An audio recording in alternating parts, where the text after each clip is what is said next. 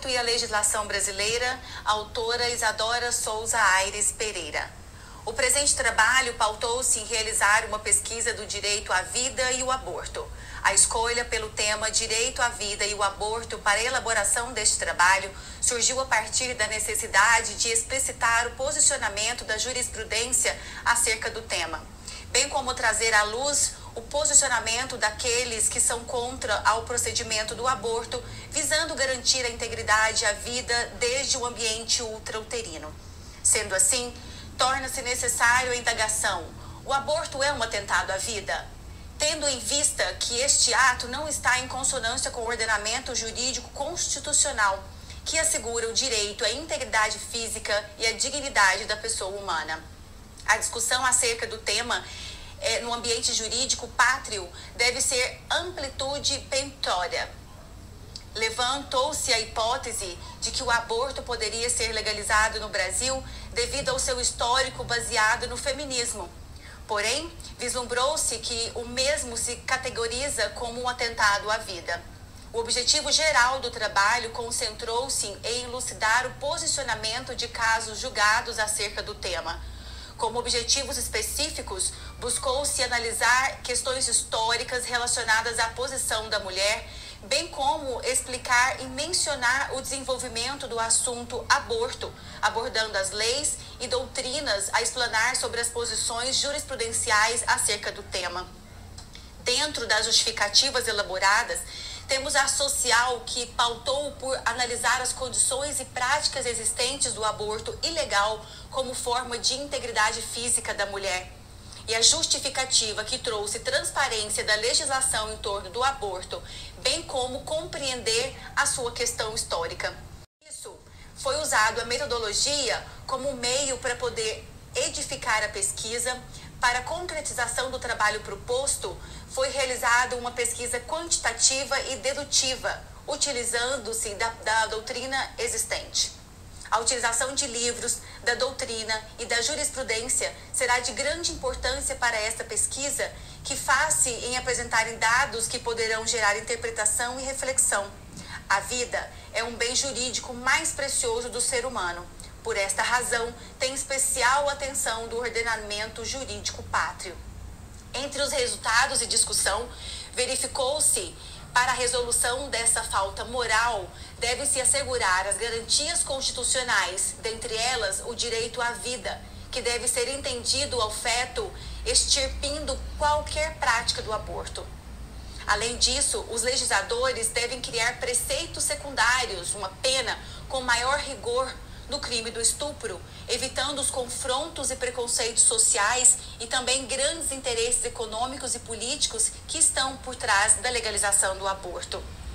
Botelho Neto, 2003, entende que, quanto ao corpo, a respectiva concepção é uma construção do pensar humano ao longo dos séculos desde os gregos, sendo um dos fatores relevantes da cultura contemporânea a progressiva descoberta da unidade do corpo. Assim, surge o homem como sujeito supracitado do direito à disposição sobre o próprio corpo. Esta valorização paternalista, que em último caso transferiria para o Estado a decisão sobre aquilo que as pessoas devem ou não valorar na sua vida, e mais do que isso, em que condições é que devem ou não prezar pela vida, conforme Botelho Neto. Botelho Neto ainda ressalta que os fatores do domínio do corpo hão de determinar o papel do Estado e do direito em geral e do penal, cuja autuação se há de pautar pelos critérios escritos de mínima intervenção e máxima subsidiariedade. Pode suceder, contudo, que o direito se encontra já em face de comportamentos externos e, mesmo assim, se julgue obrigatório a não intervir, porque ele assume um relevo puramente individual. De acordo com Pesquisa Nacional do Aborto, PNA, sabe-se que o aborto é um crime e as mulheres são penalizadas por sua prática. Porém, é um evento frequente na vida reprodutiva das mulheres brasileiras. O aborto leva a pressões psicológicas e sociais muito grandes, sendo carregado de medo, culpa, censura, vergonha. E essas adolescentes, em sua maioria, ainda enfrentam o desprezo, a humilhação e os julgamentos profissionais de saúde. Segundo o autor Diniz 2010, a PNA 2016 é um inquérito domiciliar baseado em uma amostra aleatória representativa da população de mulheres alfabetizadas com idade entre 18 e 39 anos no Brasil. Inclui municípios de pequeno porte, abaixo de 20 mil habitantes, mas limita-se à área urbana. A PNA indica que o aborto é tão comum no Brasil que, ao completar 40 anos, mais de uma em cada 5 mulheres já fez o aborto. Tipicamente, o aborto é feito nas idades que compõem o centro do período reprodutivo, isto é, entre 18 e 29 anos, e é mais comum em mulheres de menor escolaridade, fato que pode estar relacionado a outras características sociais das mulheres de baixo nível educacional. Considerando que a maior parte das mulheres é de baixa escolaridade, é provável que para outra metade das mulheres que não fez o uso de medicamentos, o aborto seja realizado em condições precárias de saúde. Não surpreende que os níveis de internações pós-aborto contabilizado pelo PNA sejam elevados, ocorrendo em quase a metade dos casos. Um fenômeno tão comum e com consequências de saúde tão importantes coloca o aborto em posição de prioridade na agenda de saúde pública nacional. O direito brasileiro e o aborto faz uma explanação sobre a cristalização de novos valores sociais sobre o papel da mulher no mundo contemporâneo, o reconhecimento da igualdade de gênero e a mudança de paradigma em relação à sexualidade feminina, com a superação da ótica que circunscrevia a legitimidade do seu exercício às finalidades reprodutivas. São componentes essenciais de um novo cenário axiológico absolutamente diverso daquele que foi editada a legislação repressiva, cuja revisão, ora, se cogita, como esclarece Bolzon, 1992. Para compreender a questão do direito ao aborto e enfrentá-la juridicamente, é importante compreender, como afirma Dickorink, 2003, na página 42, que a maioria das pessoas supõe que a grande polêmica sobre o aborto é, no fundo, um debate sobre uma questão moral e metafísica. Saber se, mesmo o embrião recém-fertilizado, já é uma criatura humana, com interesses e direitos próprios. A despeito de sua grande popularidade, esse modo de apresentar o debate é fatalmente enganoso. Lucena 2009 ressalta que no Brasil o aborto foi regulamentado pela primeira vez pelo Código Criminal do Império em 16 de dezembro de 1830 e enquadrado nos crimes sobre a segurança da pessoa e da vida nos artigos 199 e 200.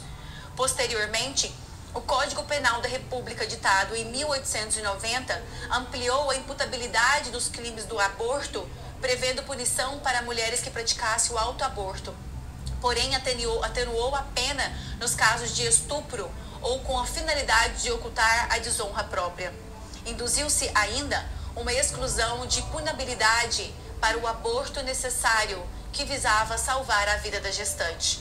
O Código Penal atual trata do aborto nos artigos 124 e 128, definindo o procedimento como interrupção do processo de gravidez com a morte do feto.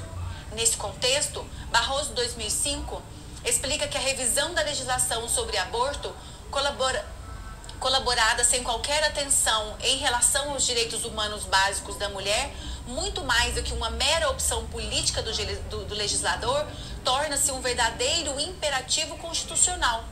E o debate jurisdicional sobre a vaidade dessas normas já se iniciou.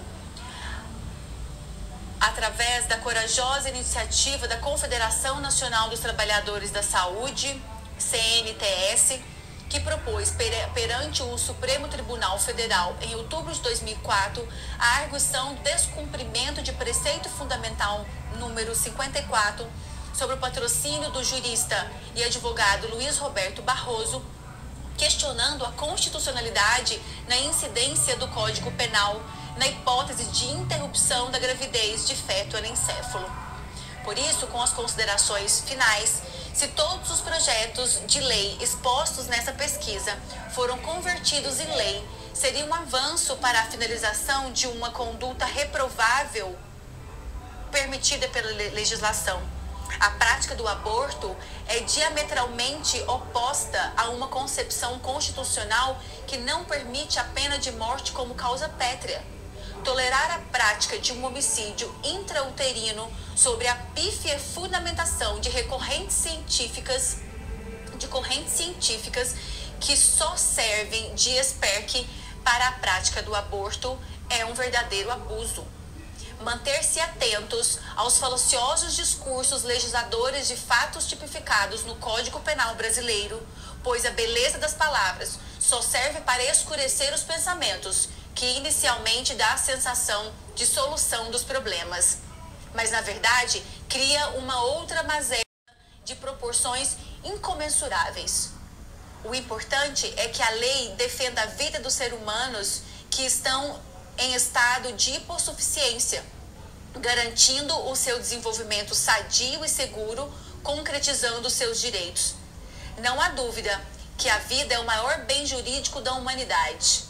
Observa-se que a mulher, desde os primórdios, era vista como alguém frágil e que necessitava de proteção do homem, o que fez da fêmea uma posse do macho. Ao longo dos tempos, as mulheres foram se insurgindo com esse papel e começaram uma busca pelos seus direitos, dentre eles o de decidir sobre o seu corpo. Tendo em vista que o aborto é uma experiência que ocorre exclusivamente no corpo da mulher, a busca por sua despenalização começou a ser reivindicada, com justificativa nos direitos sociais, visto as condições precárias em que são realizados. Por fim, urge-se que o aborto é um atentado contra a vida, pois viola o princípio constitucional da legalidade e ainda o direito à vida, visto que a Constituição Federal assegura de forma inviolável que todos são iguais, não sendo permitido tirar a vida de inocentes à vontade de todos.